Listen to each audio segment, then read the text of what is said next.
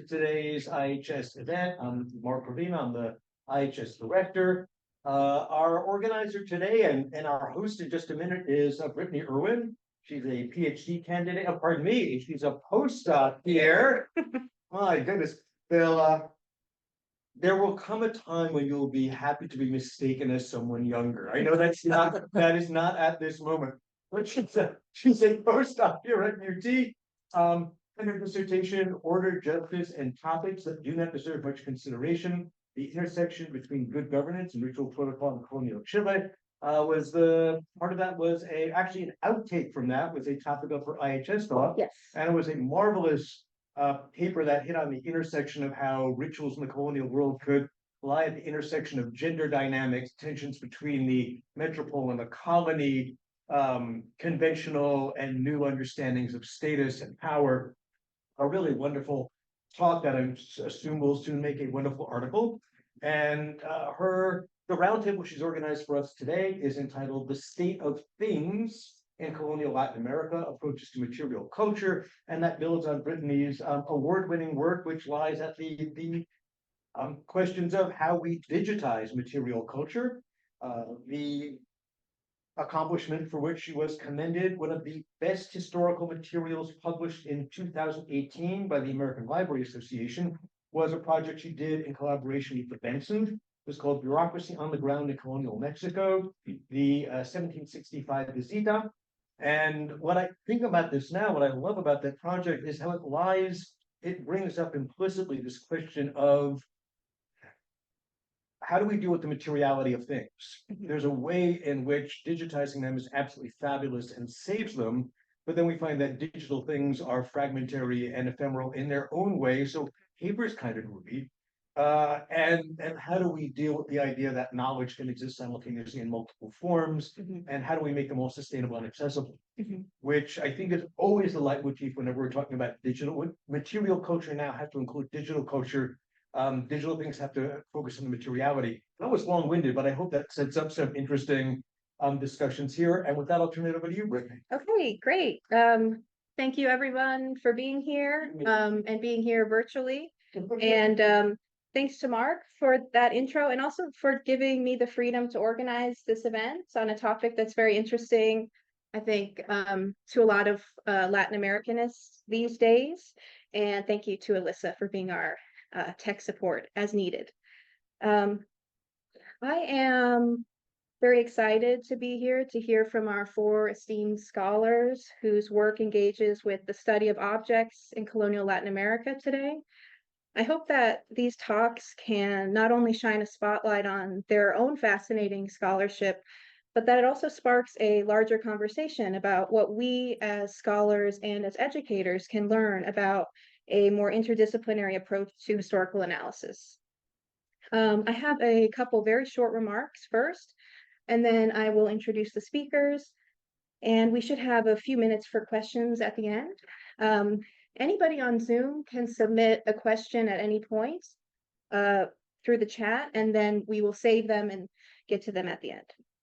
So when we think about things and objects or material culture within the academic realm, we are talking about an approach that seeks out alternative and non-textual archives to carry out our historical research. In other words, it is scholarship that engages with multiple forms of evidence.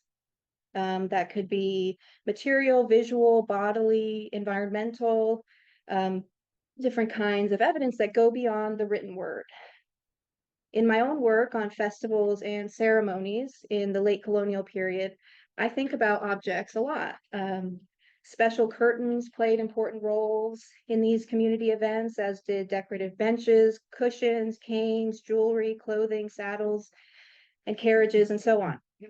And what I have found is that we can better understand the way that people in these rituals understood themselves when we examine how they interacted with those objects. In some ways, the embracing of the study of objects in this field has become more visible in recent years as it has found its way into the classroom, as more educators incorporate this kind of analysis into their courses. And yet there are still some major obstacles standing in the way of this research. A January 2023 issue of the Colonial Latin American Review featured an essay by Noah Concoran-Tad, who is a pre-Columbian studies librarian at Dumbarton Oaks, about the dire state of material culture studies. And he painted quite a dreary picture of this. He wrote that, quote, historians have made specific and sustained turns to the material over the past few decades, but there is a lack of sustained engagement and dialogue, traditional. So, for example, when important work is done in archaeology, it often lacks what he calls clear and sustained engagements with contemporary research in neighboring historical fields. At the same time, when important historical research on objects emerges, it, quote, often remains unaware of parallel research in archaeology and material culture studies. All of that to say, I think Concoran-Tad's point is maybe not to be so overtly critical of this lack of interaction, but to point out the difficulties that our disciplinary divides create, and to emphasize the conditions that emerge out of all of this, which is we are missing key opportunities for knowledge sharing across these boundaries. So we might understand our discussion today as a response to that line of thinking. We have a fabulous interdisciplinary scholar of historians, archaeologists, and art historians who are going to share with us today about their research, their methodologies, their approach to the study of objects lately.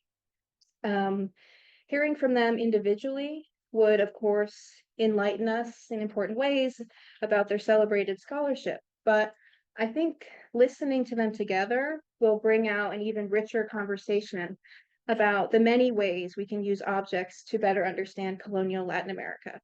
So with that, we'll begin with our first speaker. I'm going to introduce everybody as they go to keep it going that way. And I also have some printouts of images featured in today's talk so that if you don't have a good view of the screen, you can still get a look.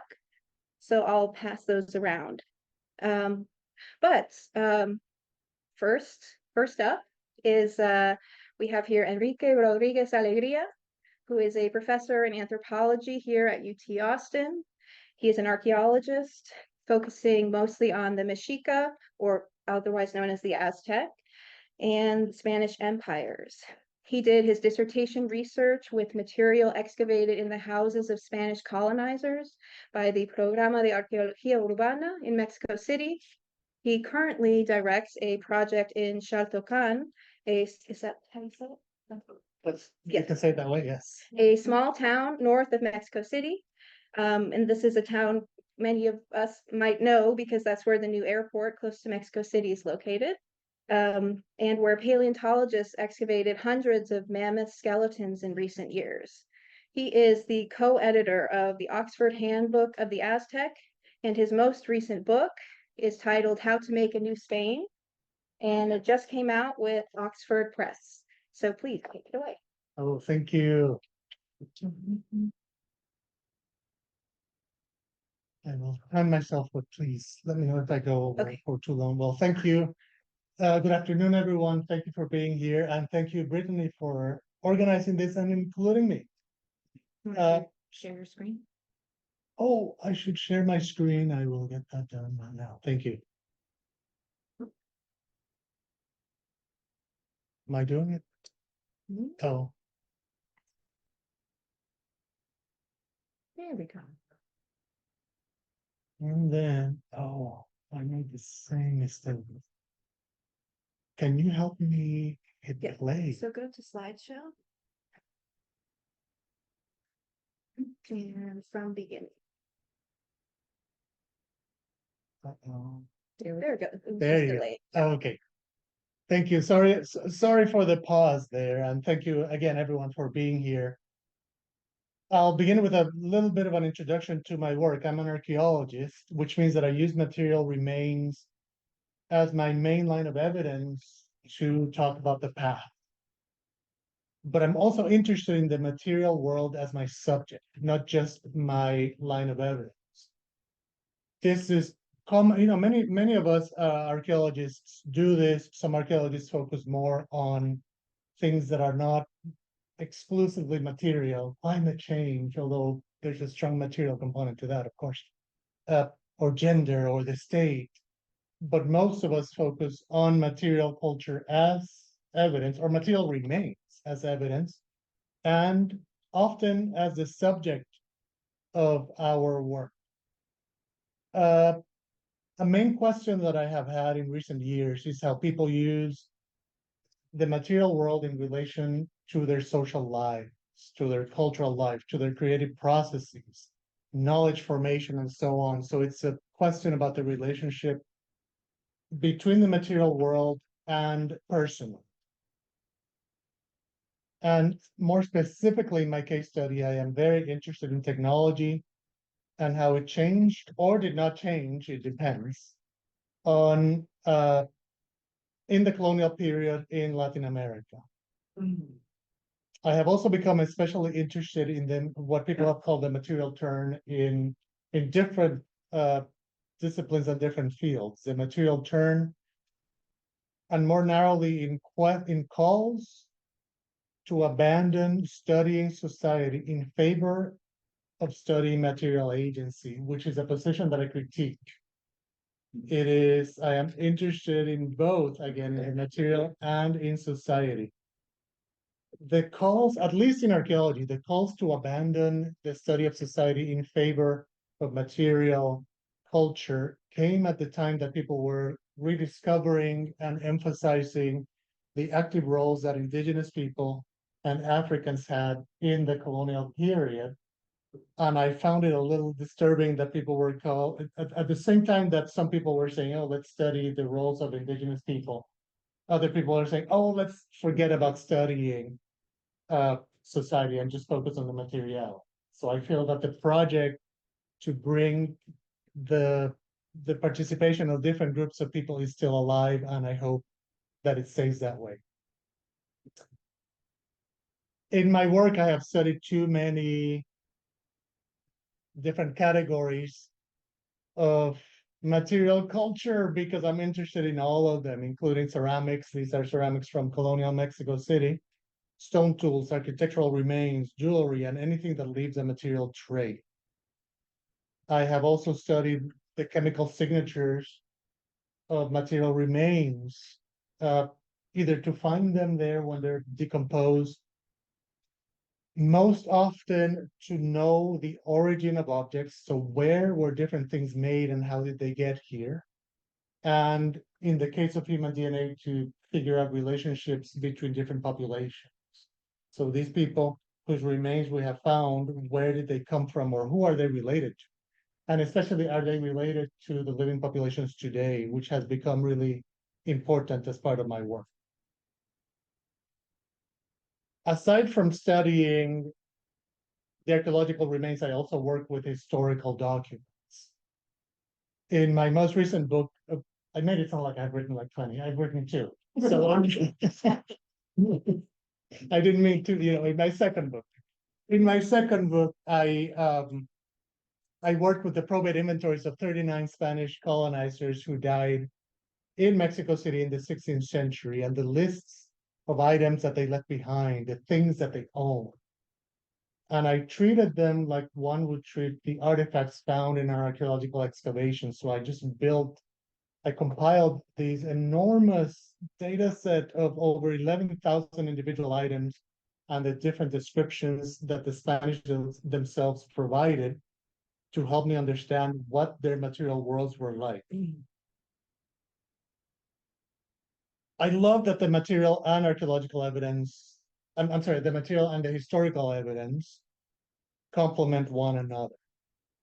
By using historical documents, I can often gain access to things that you simply do not find archaeological. For example, if in this particular house in Mexico City lived a person who had debt for so many people, you don't find that archaeologically, you don't find the debt. You don't find properties that they owned elsewhere. If they owned 2,000 head of cattle, you just don't know archaeologically, but you can find that historically. And vice versa, you can find archaeological remains of things that they normally would just not think to list in their belongings, and I can continue to compile a picture of what they wrote about. I'm sorry, of what they owned and what their material worlds were like. One of the challenges is that the material and historical evidence do not necessarily agree. They may contradict one another, and then you have to figure out why do they contradict one another and what else can we learn from this. One line of evidence, like I said, may present silences in areas that are not covered by the other line of evidence, and then you have these gaps that you can fill with both of them. And one thing that I have found important in my work is that each line of evidence, if you think about it simplistically as two lines of evidence, they themselves present internal contradictions. I mean, every historian has found documents that drive them crazy because they contradict one another. So then you have to try to deal with that.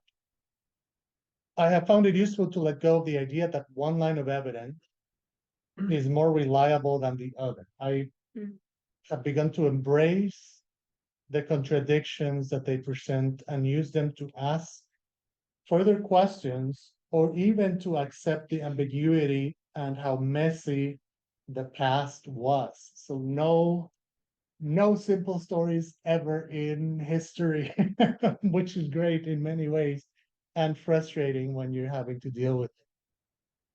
So one example, just to show you quickly how a combination could work in a very fast example, would be in the case of archaeological remains of houses in colonial Mexico City. Oh, here we go. Sorry, I was getting lost in my notes. It's an example of household architecture in colonial Mexico City, especially in the 16th century. Here we can see, oh, you can't see, oh, you can. Here we can see a row of houses located in front of the Templo Mayor of the Aztecs, the Great Pyramid of the Mexica. So we would be looking at a row of houses that is right here where the cursor is, and photographed from over here. And these houses are from the 19th century, most of them. Some of them might be 20th century, I don't know, but I believe that most of them are 19th century houses. But under those houses, there are the remains of houses from the 16th century, which I have worked with. Some of the historical evidence on the houses of the 16th century describes them as very simple, military, as not having too many embellishments, and as being very uniform to one another, which is useful as a starting point for, from the words left by those documents. But then I started also, oh, and this is another view of the houses, I'm sorry, from within the Templo Mayor. You can see one of the houses that I have used as part of my study, the Libreria Porrua, the Porrua bookstore, which I love so much. Then I can complement those historical documents with indigenous manuscripts. And this interpretation I owe actually to Barbara Mundi, who helped me see a lot in these pictures. I dismissed them initially, or I didn't dismiss them. I included them as part of proof. Yes, they described them as simple and military looking. Well, but she helped me look at more and find more information.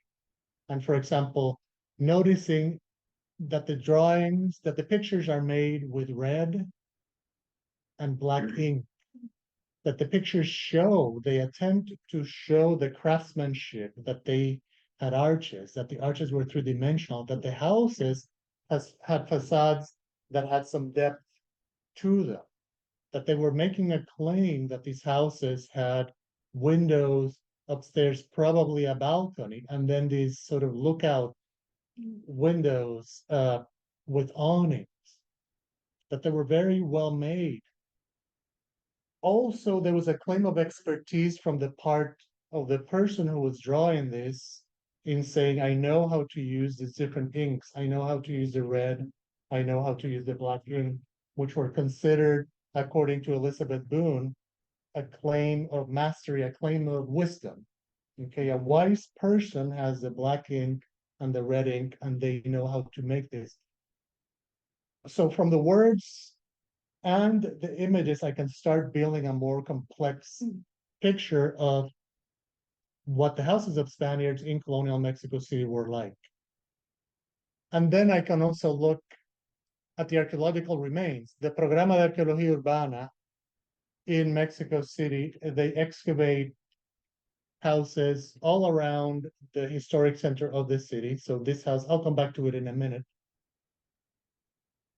That particular house is located here. The spaces covered in gray were houses that had been excavated up until 1998. So by now, very many more of these house lots have been excavated by the Programa de Arqueología Urbana. Of course, they are tied to the Templo Mayor, and they find incredible Mexican monuments, but the archaeologists in Mexico, my God, they are so good. So they document everything so well, and I found it really easy to work with the information that they have made available to me. So I owe them a lot of my work.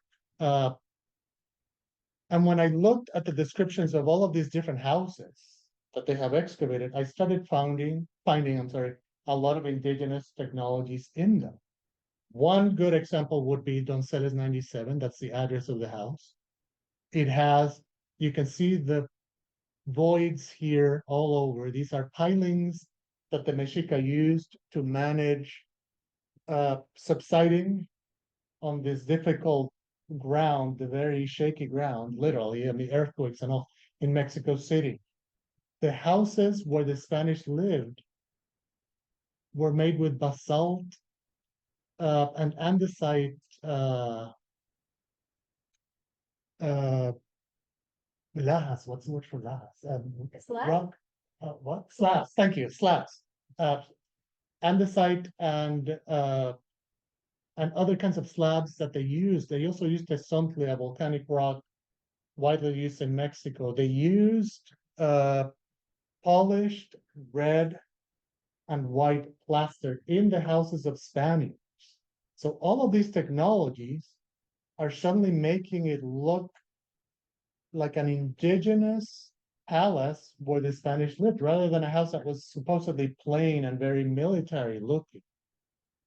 And I love that in one of the houses in Monte de Piedad, which is located over here, the house that they excavated, so it's a little bit outside of this map, they even found inside the house of a Spaniard a house with carvings in a low relief that had been reused, from a previous palace that was there, the palace of Axayacat, one of the Mexica kings. Oh my God, I'm almost so in conclusion, I can wrap it up pretty quickly to stay within my 15 minutes to try to say, in my work, I have taken advantage of all the different lines of evidence to keep building on the information that we can use to present a more clear picture of the material world and the world that the Spanish colonizers were living in the 16th century. And it was very much a world made by indigenous people and with indigenous technologies. So I think I can leave it there. Great. And we can discuss later. Thank you. Okay, thank you, Enrique. Okay, now I need to stop there. Oh no.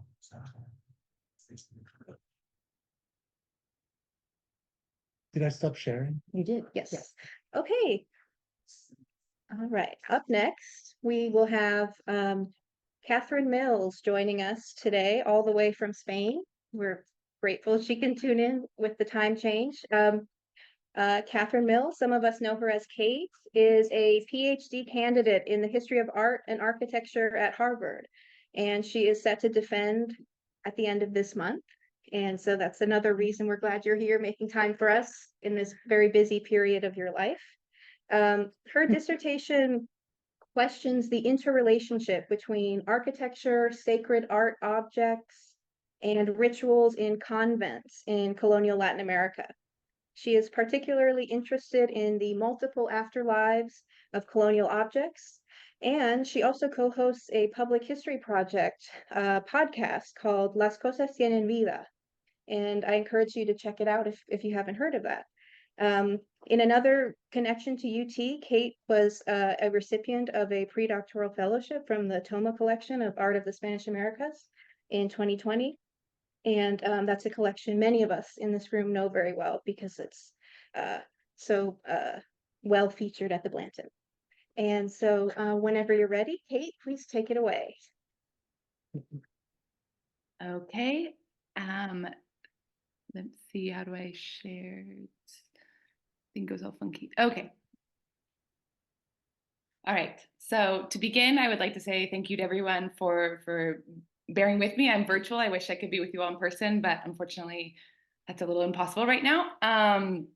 So when Brittany gave me the offer to join this panel of esteemed guests, I was thinking, you know, in art history, we always study objects. Objects are at the center of all of our studies, but I thought something that might be a little bit more useful for all of us would be to talk about and to think about the podcast that I co-host with Jose Araneda. For those of you who do not know him, he's Chilean. He works on letters and history. He's a historian.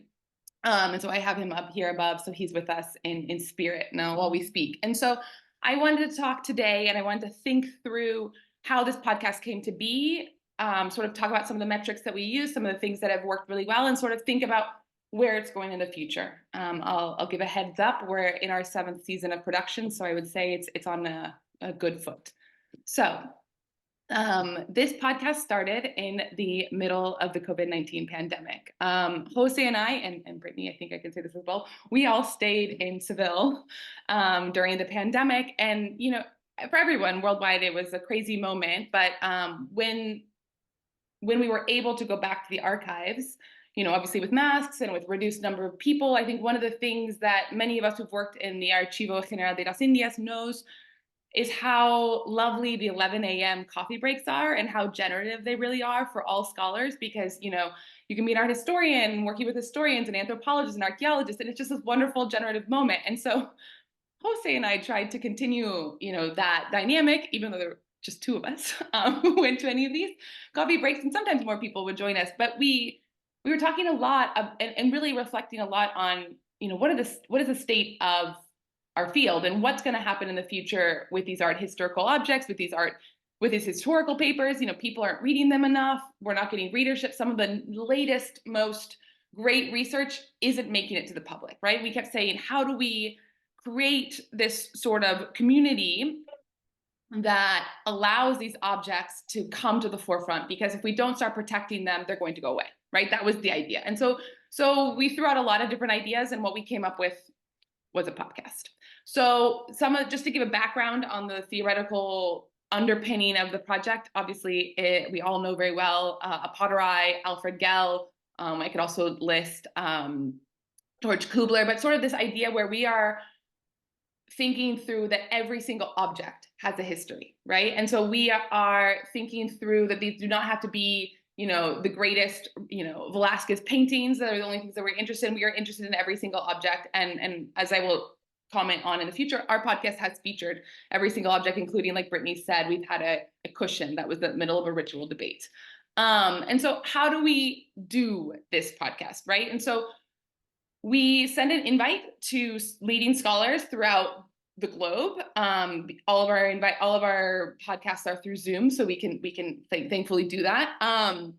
Recorded on Zoom. And so we try actually to pick scholars or scholars that work on certain countries. So the idea wouldn't be to have, you know, an entire season about Mexico, although that could be very interesting. But at the present, we try to do Caribbean, Brazil, getting into the Philippines, getting to Mexico. And so Peru, Colombia, Argentina, you know, thinking through strategically, how do we invite people who work on these areas so that they're all being represented in one season, right? So there's no overlapping of one from the other. We do not pick the objects. And this has been one of the most interesting things, the most fascinating things, where we can see trends that are going on in history or anthropology, because again, we've invited anthropologists, chemical engineers, historians, archaeologists. We've invited everyone, art historians, because the idea is that these are the leading, you know, thinkers of their moment. And somehow in every season, there tends to be an overarching theme. right? And people ask like, oh, how do you cultivate this overarching theme? And we look at one another, we're like, we don't know. We don't know. We wish we could tell you, but there seems to be a synergy and you can start to see sort of what people are doing. And so they will tell us, hi, I would like to talk about this object because this object best represents my research, my methodological project. This object I think would be really important for the community to learn about. And so then, we schedule an interview, we had the interview. I will mention that we, as podcast hosts, have grown a lot. So if you are going to listen to the seasons, I recommend seasons 2 and forward, not because our scholars were bad. And this is actually one of the things, I think it's everyone, it's learning. It's a learning process, right? Of how do you conduct an interview? How do you edit an interview? How do you make sure things are going smoothly? And so we had an idea from the beginning that we wanted, like 30 to 35 minute episodes, but we didn't know how to organize that. And so I think it took us about 2 seasons to get to that stage. Whereas now, now they're beautiful interviews. And our goal is that, and this is, I will say, the object is obviously central to every conversation, but so is the investigator who has come to us. And so our goal is that their methodology, that their research, what they're doing, that they are just as important as the object, because we believe, both of us, that this is the way to understand history, or to understand how these objects affect with it. Each of us comes in with our own questions, our own culture, our own way of dealing with it. And through these types of things, we believe that, others can learn about these objects in the best way possible. So you can find our podcast on Spotify. I showed the last episode, which is season 6, episode 10. It's Una pintura de ahuehuete. So this is the other part of the podcast. We only do the podcast in Spanish. This was a decision that we made from the very beginning because, like I said, when we were talking about these objects, we were talking about our goals were to create these communities. We realized that there isn't a lot of conversation with these objects where they live, right? And so being able to speak in Spanish was a decision by both of us that we thought was the most important. Sometimes I say things not correctly because I'm not a native Spanish speaker, but I think, we work through it and we edit. There's a wonderful thing called editing. And I think the idea is that these episodes get to Latin America. And we've seen that we have a lot of success in this because, for instance, the Christ of May, which is a sculpture and miraculous image from Santiago de Chile, the most listens about this object are from Santiago de Chile. And you can see that over time, especially in May, this episode comes up on Google and many people will start listening to it. And so we can see how it's sort of creating this afterlife. And I think that's one of the more beautiful things about the podcast is that although I said before, there are these overarching themes to the season, the episodes all stand alone. Each episode, you can go in and say, I only want to know about, the ahuehuete. Well, then you just listen to one episode, it's 25 minutes, and then you can move on with your day. But if you want to listen to a whole season, you can. And we see this kind of engagement over time where people find an episode because they're researching something and they get excited about it. You can see how it moves forward. And so that's also a beautiful part of our podcast. And so if I get to some facts, we're currently in the 7th season, in the production of the 7th season of the podcast. We hope that it will come out at the end of April. We have, as you can see here, downloads. So there's 6,037 downloads to date, which roughly translates to 83 per episode. This is kind of a hard metric, and it's one of those things that people always ask. We apply for grants, and we're looking for digital humanity help, because right now it's auto-financed. But this means someone's kept it, right? So for us, this is a metric that helps us to understand that someone has downloaded onto their phone and they want to keep it for later, right? And so we have other metrics where you can go in, you can see how long someone's listened to. A lot of times people listen, to the first portion and not to the end. But I think that's very, it's a hard metric to use. But what we have found for a lot of scholars in general, they've been using our new metrics because this ends up tending to have more engagement than your traditional academic article. And this leads us to one more thing about the podcast. A lot of Spanish-speaking colleagues of mine have been implementing this podcast as a useful tool in their classrooms. So it has become a thing. Instead of assigning their students to listen to read an academic article, they have them listen to a specific episode that is based on what they're talking about in class. And this ends up working out very well because the questions tend to be very general. Describe the object. What is it, right? The hardest thing actually for everyone to do because, usually we're used to looking at an object when you do it, but in the podcast, you have to imagine everything and use your words to help someone else imagine. And then you go from there and you talk about the historical importance of it, when it was made, how it was made. Does it still exist? We've had many objects that don't still exist or that exist in other forms. What's happened to it over the course of its life? What relevance does it have for today? And then we end with, I won't tell you guys what the trick question is, but we ask them to be even more imaginative and to imagine a conversation with this object and what would happen if you could talk to this object and it could talk back to you, right? And so we have this whole little story going through so you can see how it could be very useful for classes and very useful for the teaching environment because it sets up the problem and then you can bring it into your classroom and talk about these issues afterwards. We also provide a slight bibliography at the end. So we do have online engagement through our Instagram page. As you can see here, we publish one image, usually one of the object that was talked about so that if people do want to go and see it in person, they can. And so here are the objects from the last season, and that is it. So this is where we are today. So thank you. Thank you. All right, thank you so much, Kate. And I'll just remind folks in Zoom, if you have any questions that are coming up in your mind, feel free to put them in the chat now, and we'll get to them at the end. Okay, next we have here our own Diana Heredia-López, who is a PhD candidate now, and she is originally trained as a biologist at the National Autonomous University of Mexico, UNAM. She specialized in history of science and colonialism and completed her honors thesis on the circulation and fragmentation of 18th century botanical visual culture. At UT, she expanded her research framework to incorporate more socioeconomic aspects in the history of bioprospecting. Her dissertation uses dye cultivation and commerce as a lens to explore early modern Hispanic extractivism, knowledge production, and material culture. And she was recently a short-term fellow at the John Carter Brown Library. So thanks for being here, Diana. Go ahead. Thank you. Thank you so much for the introduction, Dr. Erwin. Thank you so much for the invitation. I am really happy to be part of this conversation and share some thoughts with many of the scholars who have shaped how I think about material culture and materiality. And I'm really not joking. Like I've taken courses with Enrique. I've shared courses with Brittany. I've shared archival time with Kate, and also have been in her podcast. Thank you for inviting me to that as well. So it's no joke to say that these scholars have really shaped how I think. And I really don't think my academic trajectory would have been the same without the important work that I've learned through you, because otherwise, like, I wouldn't get these insights from archaeology, from anthropology, or from art history. And in that vein, I'll try to explain how I'm trying to incorporate this scholarship into, like, quote unquote more traditional historical scholarship. And in my research, of course, material culture like figures in two distinct ways. And one has to do with the nature of my research topic, of course. And the second, which is less evident, is how I approach archival materials. And because my dissertation project focuses on the cultivation and commerce of dyes, of substances that imbue textiles and paintings with color, my main subject matter is a commodity.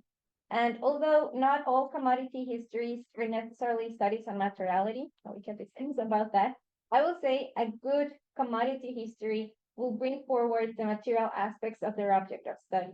And by material aspects, I not only mean like describing or like diving into the sensorial qualities of an object, that is also important, but also like not taking for granted the existence of that object.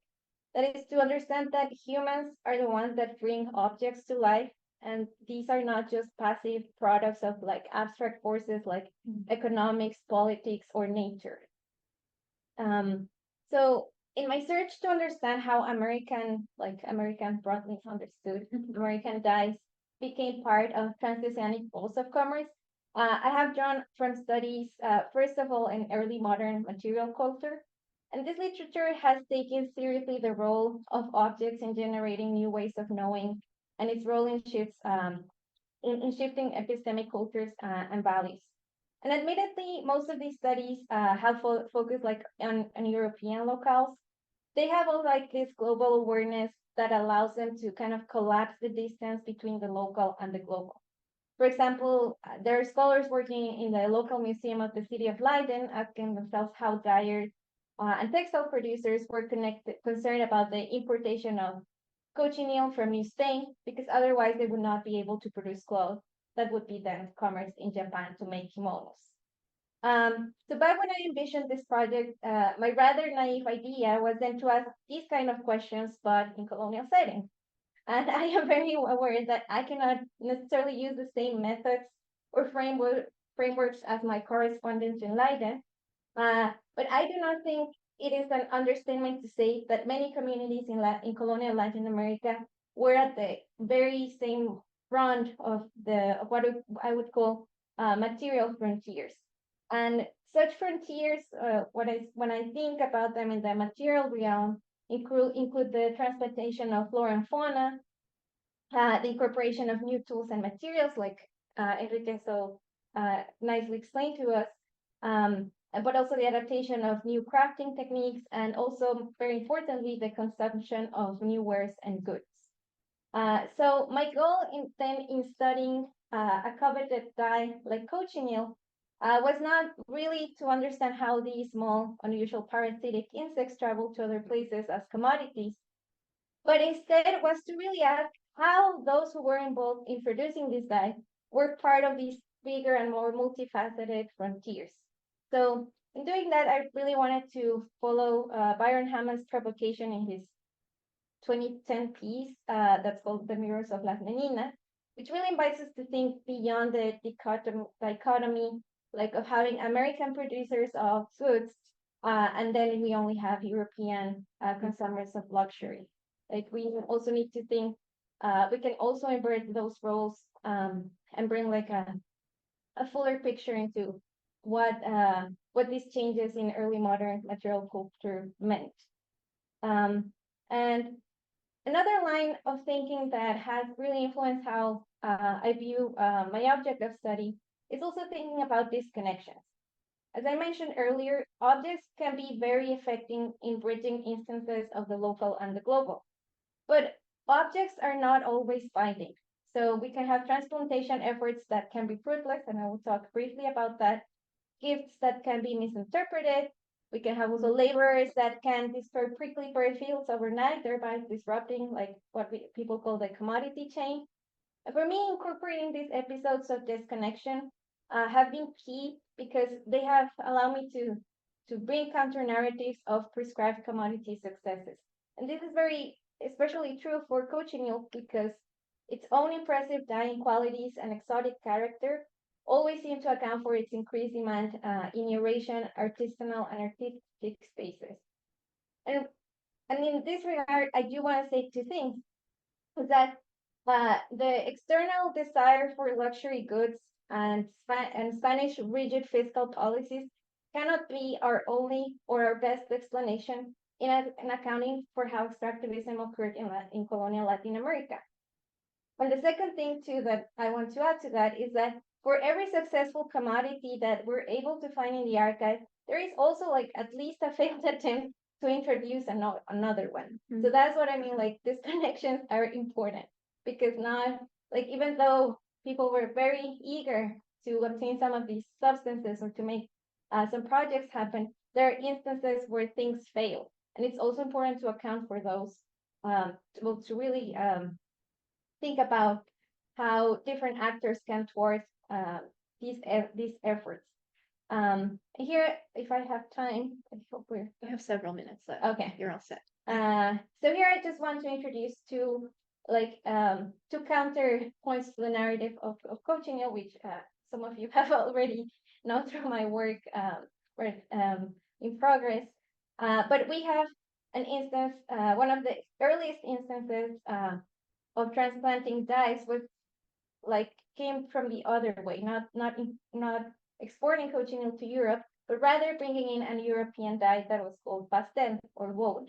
And that happened early on in the late 1530s, when some German bankers backed and financed transplantation of these French hair that it's understood to be lesser of a lesser quality than indigo, which is also a blue dye. But they brought it to Veracruz, and it was successful for at least 20 years. But that project itself captures that pastel was successful for 20 years, but the project itself was not only to transplant woad, it was also to transplant saffron. But they could not transplant saffron because in Veracruz, in the foresty mountains of Veracruz, you have like small pesky rodents who ate the bulbs of saffron. So that they could not make that happen just because we have these biotic factors that thwarted saffron cultivation. But in the case of pastel, even though the transplantation was very fruitful, we also have the part where we have to account for labor, and we have to account for how these schemes to start commercing this transplantation would happen. And what happened in the end with pastel was that the laborers who were there did not want for this substance to become part of their tribute. And I do not have the time to go into the muddy details of how this happened. But in the end, many of the communities of Veracruz gathered and petitioned to the king that they did not want to give this as tribute. And they stopped, and they were successful in stopping their tribute in pastel and in convincing that this was not a viable project. And that is like that's how that short episode ended. And just because I don't want to, I will stop here in my examples. I also have an example of how cochineal could have been produced in another place in northern Veracruz and what today is northern Tamaulipas, and that is the case of grana pánuco. I will not go into the details of it because I think I'm running out of time. But if anyone wants to have questions about how we could have a different locale of cochineal production in the 16th century, we can talk about that later. But anyway, this is all because I want to make another point on how the lesser evident way of how materiality has informed my research. And it also has to do with the part where archival materials, the documents that we look at are important to be thought as objects themselves. And this is just something that comes for a very, very basic observation, is that sometimes the basic metadata we register about a bureaucratic document like date, place of production and location are sources of information that many times might be inconsequential, but when they are absent, we lose very important clues of how paper traveled and was handled. And we can ask questions like, we cannot ask the same questions of like, who were the people who handled this paper? Who had access to this information? Who produced information on this specific object? And these has very characteristic of my own studies, like my previous scholarship on the visual culture on the botanical expedition had the same problem. And that is that these objects that describe, these paper objects, that describe other material reality have been lost. Sometimes have been lost or they have been dislocated. So in many cases, when they are dislocated, we lose valuable information of how they came to be. And because they are in different contexts, sometimes they are misattributed. And I know this is also a problem for those who study art history. And they are wrongly attributed to certain cultures. But also we don't know who was actually had access to information about those objects. So we'll stop there, I think, just to have time for our next guest. Thank you so much for listening. Thank you. All right, thank you, Diana. And our final distinguished panelist today is Frances Ramos, who is a graduate of UT Austin and currently an associate professor of history at the University of South Florida.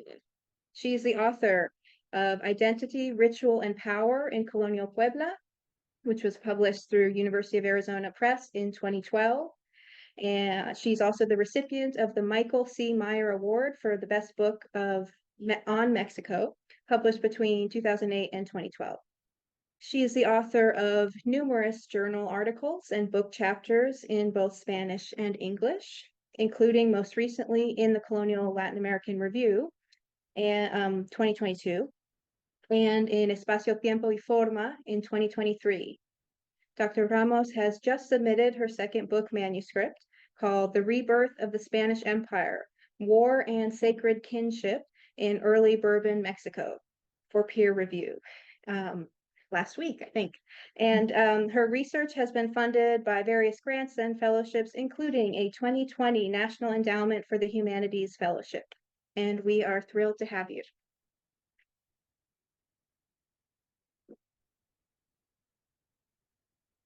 Is she muted, do you think? Okay. Franny, can you unmute your... Unmute. Yeah, I started having technical problems. Hold on. Why can't I share my screen? She's still a co-host? Okay. Once it keeps going away. Let's see. I'll figure this out. Give me a sec. Okay, take a minute. And that's one of the ones you have too, in case she can't. I think I have it now. Hold on. And I downloaded hers just in case she can't see. Oh, here we go. Okay. And now there. Is that successful? No. Oh, is it successful now? Yay. Great. Okay. Thank you so much for inviting me to participate in this roundtable, and I'd like to extend my particular gratitude to Brittany Erwin for the invitation. As a cultural historian of Spanish America who studies large-scale public ceremony, I rely heavily on textual descriptions of ephemeral art, and I try to help readers imagine, whenever possible, all the accoutrement of public rituals, whether decorations, props, or costumes. My first book, which came out, as Brittany mentioned, in 2012, focuses on the political and religious culture of 18th century Puebla through the study primarily of large-scale public ceremony. And in my recent book manuscript, I focus largely on representations of the Bourbon dynasty in ceremony and oratory during the War of the Spanish Succession. I take an interdisciplinary approach, as we probably all do in both projects, and spend a lot of my energy describing and analyzing portraits, ephemeral structures like triumphal carts, and costumes. Although I rarely have an image or an engraving representing the ephemeral structure or costumes themselves, I can imagine and reconstruct these material objects through detailed descriptions. While reflecting on the importance of material culture to my research for today's roundtable, I reflected on the often cited observation made by Jose Antonio Maraval about Baroque ceremonies. According to Maraval, in 17th century Spanish cities, Baroque ceremonies served the status quo by overwhelming the senses and inducing a state of awe so that an individual's, quote, will is unleashed, end quote. By overwhelming the senses, he believed that ceremony prioritized emotion over critical thought and therefore served the aims of the Spanish monarchy. The influence of Maraval, as well as the work of art historians like Antonio Bonet Correa, Fernando Checa, and Victor Minguez, as well as anthropologists like Clifford Geertz and Victor Turner, inspired a whole subfield of scholars of ceremony in Spain and its empire. At a basic level, scholars agree that large-scale ceremonies throughout much of the early modern period work to heighten emotion and inspire awe and influence people. However, to achieve the latter objective, organizers relied heavily on visual imagery to reinforce themes, often, although not always, addressed in oratory. Ceremonies allowed for similar messages to be repeated in different ways, and by communicating messages in sermons and through decorations and artwork, ceremonies served as spaces for forging allegiances and identities. Messages communicated visually stirred emotions and played on collective memory, or what the choreographers of these spectacles believed people in essence already knew. Because of this dynamic of meeting audiences where they were, or trying to meet audiences where they were, a study of public ceremony allows us to uncover and examine the deep structures undergirding the political and religious culture of the Spanish Empire, and to capture widely shared beliefs. In my recent project, I argue that by recalling long entrenched understandings regarding sacred kingship, Bourbon influencers, as I like to call them, held the body politic together and legitimized a new ruling dynasty. So returning to the theme of the Roundtable, material culture inspires me because it allows me to approximate not what people necessarily did on a daily basis, but rather what people thought and were conditioned to think about monarchy and their place within the empire. In writing both my first book and my current book manuscript, I relied on descriptions of ceremonies to reconstruct ephemeral structures like this one, costumes and the like, and to help readers imagine the material culture of 17th and 18th century ceremony, whether a triumphal cart, a tapestry, a portrait, or an engraving. The truth is that for the most of the period that has interested me up until now, which is the late 17th century through the mid 18th century, there are relatively few engravings or artifacts in existence today. This is an example of the type of engraving that I'm talking about. It's from Madrid, and it is of a funerary pyre, the funerary pyre for Felipe IV. And for New Spain, like I mentioned, it's pretty much slim pickings. But years ago, Diego Angulo gathered engravings of some catafalques from New Spain available in the Council of the Indies, and UT owns a copy of this. In my research, I have also incorporated some analysis of emblems, the allegorical images and prose used to decorate many pieces of ephemeral art throughout the Americas. Emblems help to create a kind of idiom of power. Although emblem studies is its own subfield, as a historian, I use emblems to create a small part of the bigger picture. My analysis is really about the whole semiotic tangle of messages repeated and elaborated upon in emblems, yes, but also paintings, ephemeral and permanent, textiles, the choreography of the ceremonies, and oratory. This emblem, however, from Diego de Saavedra's Fajardo's Idea de un Príncipe Cristiano from 1644 really underscores the importance of visual imagery in creating an idiom of empire. According to Neoplatonic theory, artistic theory, painting allowed for the unveiling of truth. It could embody a type of ideal reality and archetype. And hence we can see this in reading the three parts of the emblem.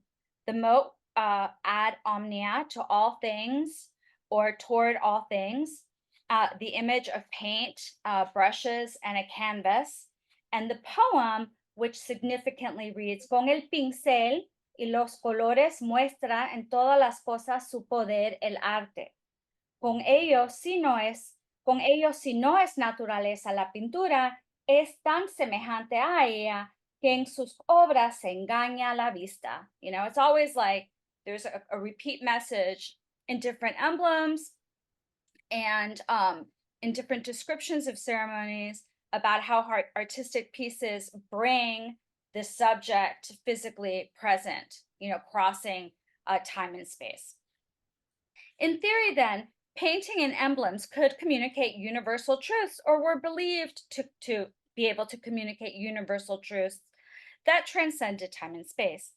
As I researched my topic over the past 10 years, I became more and more interested in the idea of empire and what it meant to be loyal to the Monarquía Hispánica during the War of the Spanish Succession. Then, around 2018, I collaborated with Iván Escamilla González on an article that we published in the Colonial Latin American Review, Sucesión y Renovación del Cuerpo de la Monarquía, in 2022. Through this project, I began integrating more fine art into my analysis, and this led me to arrive closer to the central argument of my book, or my book manuscript. I began to recognize the manifold ways that the body of Felipe V worked to legitimize Spain's Bourbon dynasty. The king's body became a focal point of Bourbon legitimacy, and I began to pay more attention to visual representations of the king.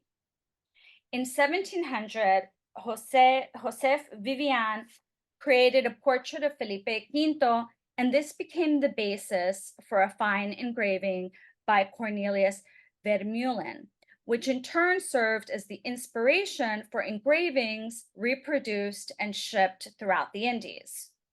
The engraving, as well as others modeled after it, proved an effective mechanism by which to introduce the king in overseas territory. In the engraving modeled after Vivian's full-body portrait of the king in military armor, artisans added the collar of the Order of the Golden Fleece, while his lower lip remained enlarged, thereby highlighting his Austrian lineage. To borrow the words of Alejandra Osorio, the king's likeness helped to create a cultural grammar of empire. Within the parameters established by Neoplatonic theory, the king could reproduce himself throughout the empire, especially in full-body portraits that best captured his likeness. However, given the need to establish a contrast with the frail body of Carlos II, the last Habsburg king, this particular strategy spoke to the moment. Thinking deeper about this, I realized that the body is the defining metaphor of the Spanish monarchy. The Monarquía Hispánica is this a composite monarchy of integrated bodies.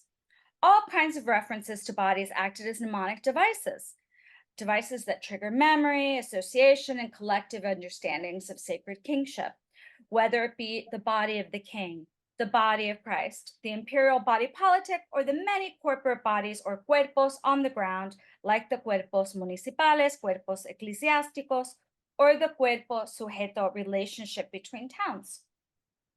By really meditating on the use of visual likenesses of the king, I was able to unlock something for myself that I think is crucial to understanding empire and sacred kingship. Belonging to empire meant belonging to the body of the king. This is a body resistant to death. It can resurrect, it can substantiate, and it can save. The Spanish Habsburgs and their supporters perpetuated this understanding of empire in a variety of venues and through a variety of mediums. Although terribly sick during the last years of his life, artists often portrayed Carlos II on horseback. He was also represented as the primary defender of the mystery of the Eucharist. According to the origin story of the Habsburg dynasty, Rudolph I reportedly gave his horse to a priest carrying the viaticum to a dying man, and thereby earned God's favor for the dynasty. This contractual understanding transferred to the Spanish Habsburgs, with all of Spain's Habsburg kings reportedly repeating the ritual, making a point of giving up their horses or coaches to the viaticum. Carlos II made his devotion to the Eucharist abundantly clear, and this iconic work of art, completed in 1690 by Claudio Coello, depicts him adoring the Eucharist. The Spanish Habsburgs overlaid their mythology on top of that of the Spanish, the Spanish Bourbons overlaid their mythology on top of that of the Spanish Habsburgs. So in light of the iconoclasm and sacrilege committed against the Blessed Sacrament by Protestant forces during the War of the Spanish Succession, Bourbon supporters characterized the conflict as a holy war. Visual depictions of the king helped to solidify his role as a defender of the faith and the new embodiment of monarchy, the complement to the mystical body of Christ. Supporters framed Felipe Quinto's defense of the faith as part of the origin story of the Spanish Bourbons, one that permitted the dynasty to appropriate the cult of the Eucharist from their Habsburg predecessors. The crown, moreover, took a direct hand in promoting this vision.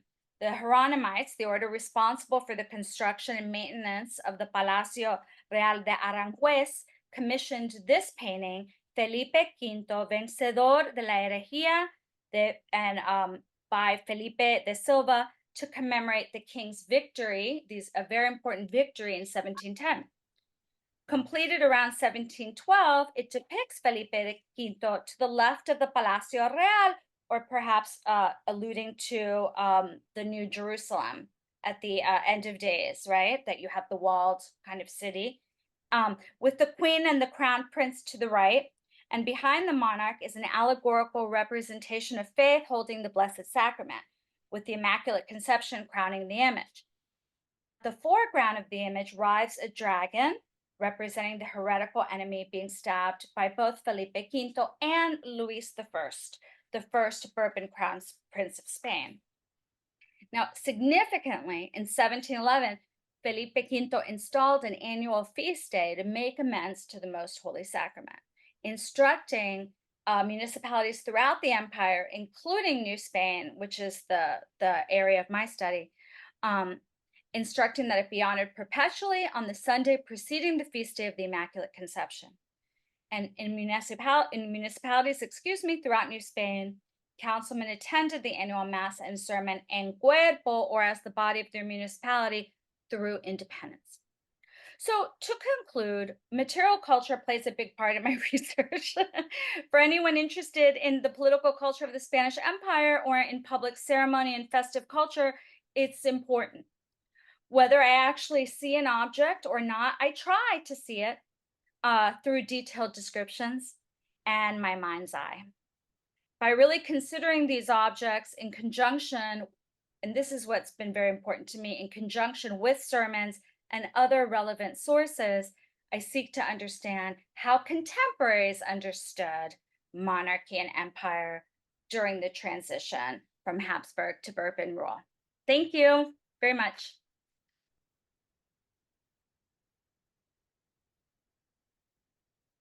Great.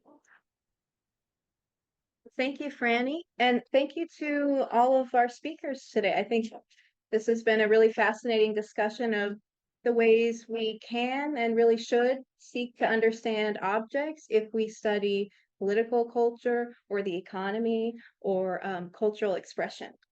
And so I will open up the floor. If anybody has questions on Zoom, please feel free to type those in. And of course, anybody in the room can jump in with any questions or comments they might have. And I'll open it up to the panelists too, if I know some of you hadn't met before today, so any of those questions are fair game as well. And I might start if that's okay. Oh, please.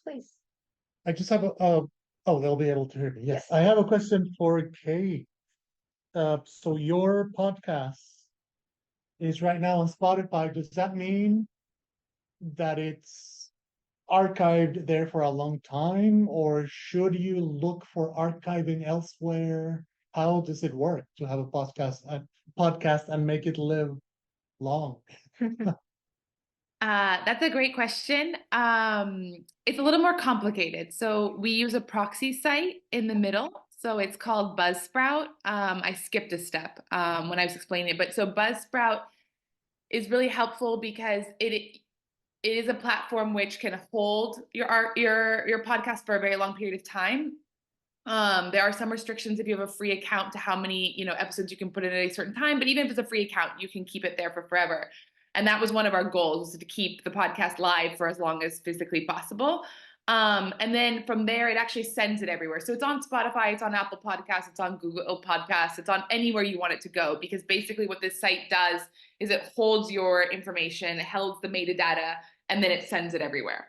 And so then when we get the information about downloads, it holds downloads from everywhere and it gives it back to us. The reason why we don't tend to use information about listens to is because we have to go to every single one individually. So we'd have to go to Spotify, Google, Apple, and it becomes really time consuming. And unfortunately, for the most part, we don't tend to do that. But it is actually a wonderful tool. And it was on the podcast, on the PowerPoint. I didn't talk about it, but Audacity is a phenomenal platform to edit audio material. It's very intuitive. There's a lot of tutorials on YouTube if you need them, but it's phenomenal.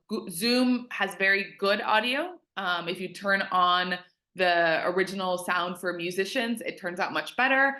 And then from there you can go and edit it, and then you upload it to Buzzsprout, and from Buzzsprout it kind of goes viral. So let's go to Tracy in the Zoom. Whenever you're ready, go ahead. Yes. Hi, everyone.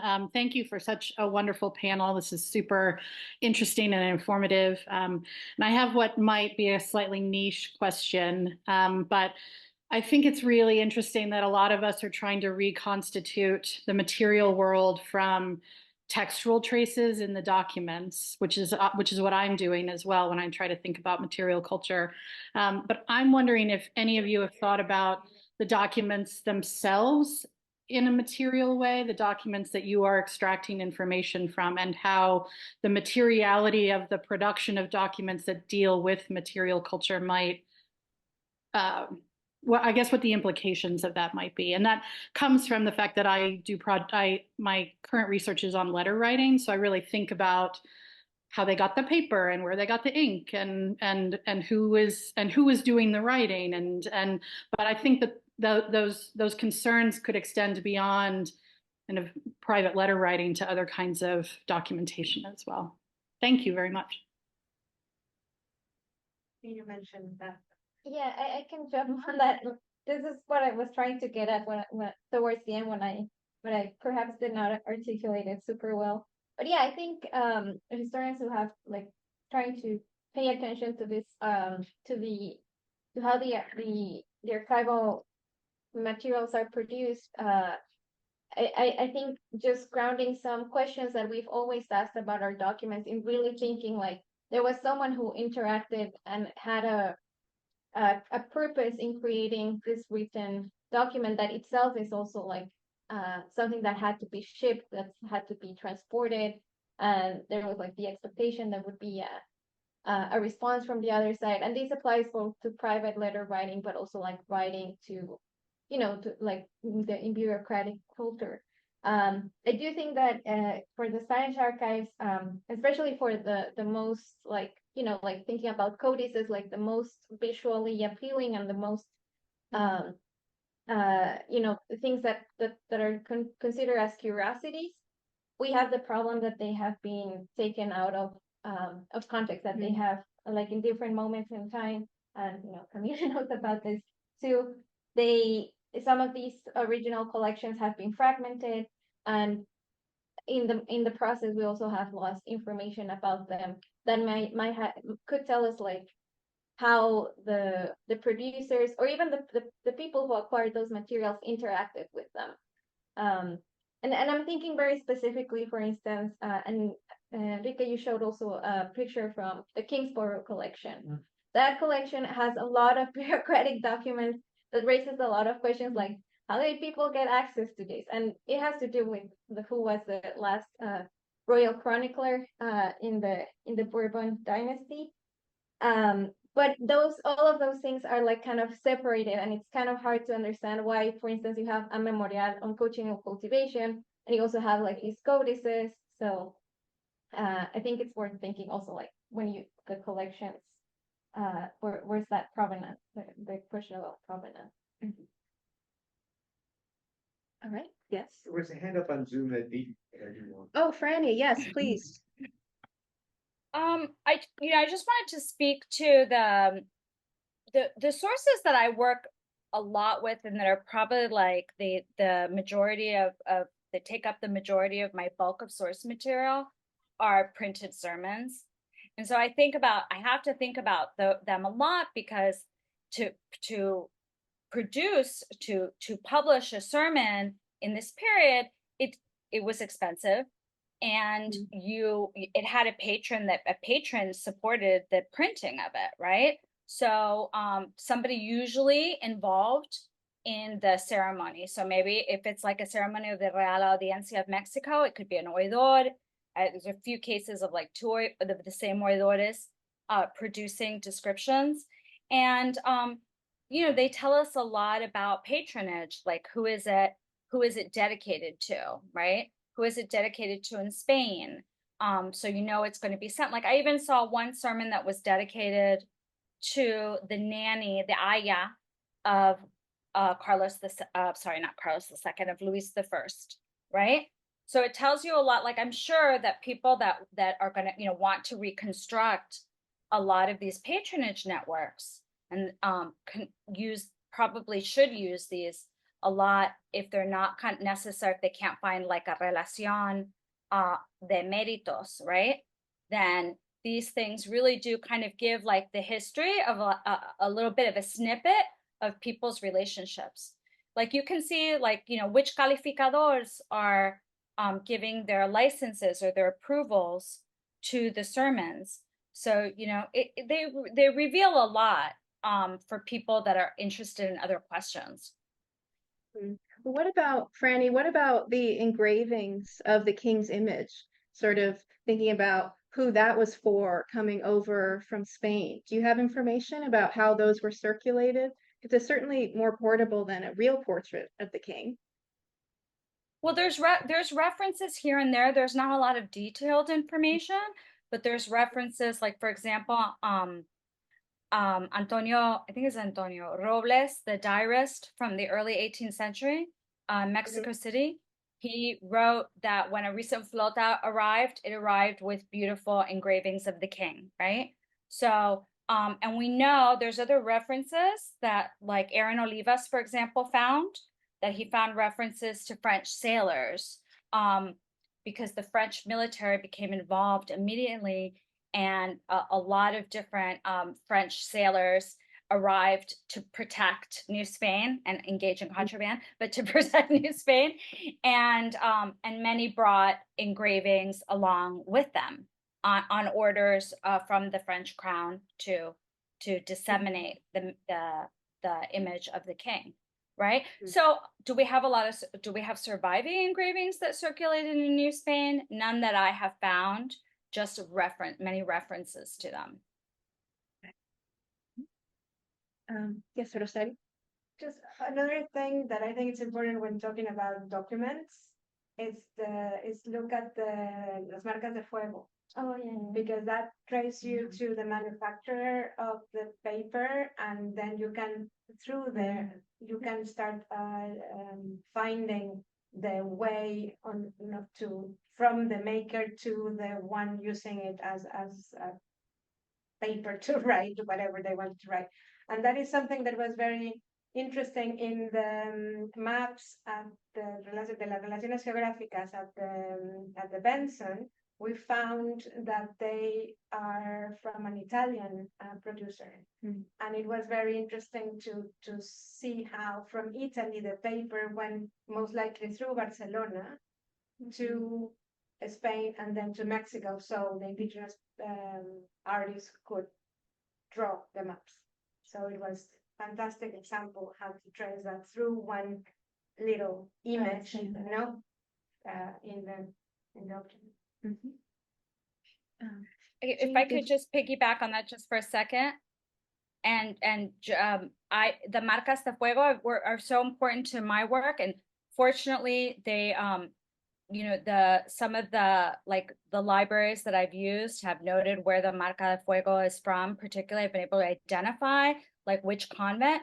So when I look a lot at material that arrived from Spain about the war and arrived in New Spain, and I can see which convents they ended up landing in, right?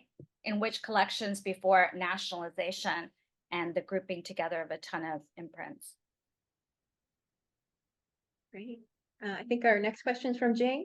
Thank you so much for such a wonderful workshop. And also my name is Jing Zai. I'm the author is a postdoc fellow this year for IHS. We only have two, so Brittany and me. Yes. And my major is my specialty is on Chinese history, but still I just learned so much.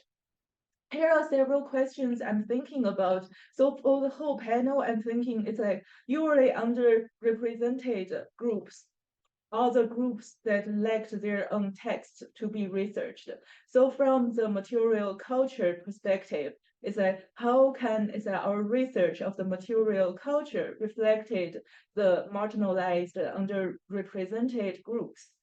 And also I have a specific question for Diana. It's like when you talk about the disconnection, I feel that is so interesting. It's like when every successful textile have another, it's like maybe millions of unsuccessful one. But for me, I'm thinking the successful one, we can see it in the museum. But for the unsuccessful one, how can you, reach to them, and how can you, represent and express it in the research? Last question is to Dr. Ramos. I don't know what that, hope I pronounced it right. And so it's like, because I'm thinking that when there's so much research about fine arts, that's so fascinating. But it's like for this fine arts, who are their audiences? Who were these arts for? For example, the engrave, I'm thinking you mentioned a lot of soldiers will wear it. For the soldiers, what kind of emotions, feelings these arts is aimed to ignite in these people, in this group of people? Yeah, I'm very curious to hear more about it. Thank you. Maybe Diana, do you want to speak to that first? Sure. Thank you so much for those questions. Well, to the first question that was more general about how we can use material culture to talk about people who may or may not have been well represented in textual or in the documentary evidence, in the textual evidence. I think sometimes, well, for this specific context, sometimes we have like fragments of information in the archives. And I think as Enrique was saying, like you can use like how they complement or how they contradict each other. But I would say that it's like when I've learned about this type of work, that it can also surprise you, like give new clues of information. And I'm thinking specifically here about the houses, like where so and so like Spaniards live, and you would think that they want to make everything look like back home, but then you realize, like when you go and see what those places, or rather what evidence is left of those places, you realize like these people are basically living in houses that were built with indigenous technologies that had like the literal basis of that is also like previous material. So I think it also kind of disrupts sometimes what we could expect other sources to say, or that are making like big claims about how great their colonization efforts were, So I think that is something very surprising about that. I'm going just addressing really quickly this connection part. I mean, this is something that I'm still working through. It's an idea that I worked through in my first chapter. I mean, again here I'm relying on like the small textual or the small fragmented pieces that reference these projects. Like sometimes people dismiss them like, oh, who knows if that really happened, because we don't have any, like for instance, we don't have any evidence that, for instance, woad is present in Veracruz. Like we don't have evidence of that plant becoming a weed or becoming a problem later on. Like maybe it just didn't survive. But relying on those small pieces and taking them seriously, like it was a real thing, or for instance, like just believing that some of these folks who were wanting to make wool later used the same contracts to try to introduce beer to Mexico City, which was also unsuccessful because that was not their jam. They wanted pulque. But again, we also have to take seriously that someone made the effort to bring all the paraphernalia to make this stuff, but it just didn't take root. So just like taking seriously some failed attempts, I think is the first step. That's all I would say. Okay. Franny, do you want to speak to your question, Jing, was the audience for the works of art that you study? Well, right. Well, it's kind of abbreviate in a presentation like this, but the works of art helped me to understand ceremony in New Spain, in municipalities throughout New Spain, where they produced portraits of the king and the queen and the crown prince, sometimes the popes, for these large-scale public ceremonies with the audience to be expected of every able-bodied person in the municipality to participate in at least some aspect of that ceremony and be involved in some aspect of the ceremony. So for example, oath ceremonies for a new monarch featured a full body portrait of the monarch. And it had to be full body to best represent the monarch and to bring him, in essence, throughout the empire so that he could be present throughout the empire, right?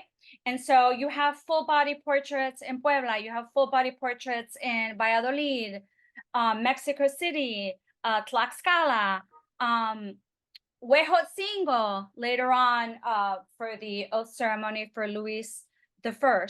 So indigenous municipalities and Spanish municipalities had large-scale ceremonies with all kinds of decorative elements. I highlighted royal portraits, of course, or the image representations of the king, but all kinds of elements that reinforced messages about the corporeal nature of the Spanish Empire. And so yeah, I hope that answers the question. But yeah, very large audiences, not just the El Escorial, right? We are running close to time, but we are going to do maybe one or two more questions, not to keep people here too long. I just have one online that so Julia Rodriguez was asking for any suggestions, syllabi, assignments, resources for teaching material for the she teaches the history of colonial Latin America, and she is working on reorganizing it to be more on material culture of Latin America. And so she gets a lot of museum studies students as well. So she was just kind of looking for any ideas or how resources for teaching the material culture of Latin America. Yeah. Well, Kate, maybe you could speak to which kinds of classrooms have been using your podcast, sort of disciplinary, is it art historians mostly? Historians. Let me piggyback to that question for Kate, Yeah. which is just the turn that this discussion took, which is that we are sometimes working with our material culture sources with engravings that are possibly based on textual descriptions of an object the artist has never seen. And then because you were zooming with video, it took me a minute to recognize that you're doing a podcast.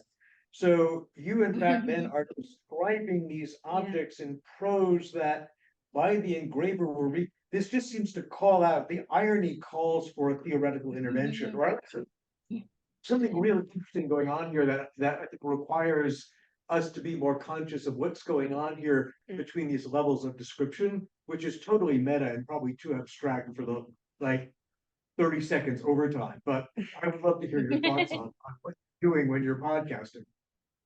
Oh no, I think that's one of the greatest questions, and I think that's why we start every episode and we ask the investigator to describe the object, right?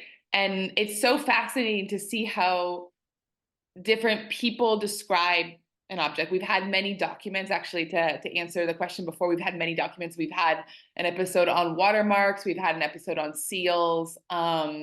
We've had episodes on one on land treaties in Brazil. And of course, that is the document. So how do you describe a document, which we all, especially as historians, we assume we know what that means. And we have to say, no, take a step back. The person who's listening, because our public, and our public tends to be, your mom, like we make these episodes for what we say is our moms, because like the idea is that this should be historians for everyone, and they tend to be historians. It tends to be people who've never studied history before, and they get excited about this topic and like, what is this about, and explain it to us. And so like that's the idea. And so how, going back to this meta concept, how do you describe it? But the images that we show on the Instagram, we don't make the creations. The only time we've ever shown something that wasn't the object was a coquine, with a cushion that was used in a ritual, because we don't know what it looked like. The person who brought it to Laura, who brought it to the podcast, Laura Pascala, she didn't know what it looked like. She's like, I have no idea. She's like, I imagine it looks like this one. I'm bringing you this painting because I think it looks something like this, because all she had was something that was written. So I think that is really a good moment where you can think through like what's going on with these objects. To get to the question of who's been using it in classrooms. For now, it's primarily been in art historical classrooms that it's been being used. We've had some really funny reviews. So the teachers who have used it have asked the students to give a review of the podcast afterwards. And one of the reviews was that, Jose and I didn't seem to know very much about the topic. And that our questions were really basic. And the students said actually that it was the greatest thing ever, because they were like, these are usually the questions I have, but I'm too embarrassed to ask them. And so we've seen it being used really well in this setting, because we will go, with Diana, we were like, what is cochineal? How is it cultivated? What are you using it for? We go through all of those breakdown questions where sometimes in historical dialogue, we forget that, that those aren't common knowledge things, right? And so it really is sometimes people, we would love to get into a much more esoteric, a much more meta conversation, but we're like, no, the really small history, so that people can walk away with it and want to investigate more, right? And want to keep going. And so asking about where we want to go in the future, we would really like to make what's called a virtual gallery. We're trying to figure out how one does this, but we would like to have a platform where all the objects live on like a timeline, for instance, to sell you when they're all coming in, because 90% of the objects are colonial based, but we have some outliers. We have some stuff from the Moche. We have some stuff from like the 20th century. So, there's some outliers, but we think it would be really fascinating for people to start to see connections between these objects vis-a-vis time, but also geographic region. So having some way to move the two. And we're really interested in trying to use AI technology to transcribe all of the podcast episodes. So there's this new feature that we can supposedly do this. We're not positive. We're going to it's going to be a beta test run. But so our idea would be to have it in Spanish, but then to be able to translate it into English so that it can be used in English classrooms as well. And so this would be, this is one of the things we've been asked many, many times, would you guys do it in English? And as I said from the beginning, we have our reasons for doing it in Spanish, but we're always looking for a way to push it into the English speaking world as well. So I don't know.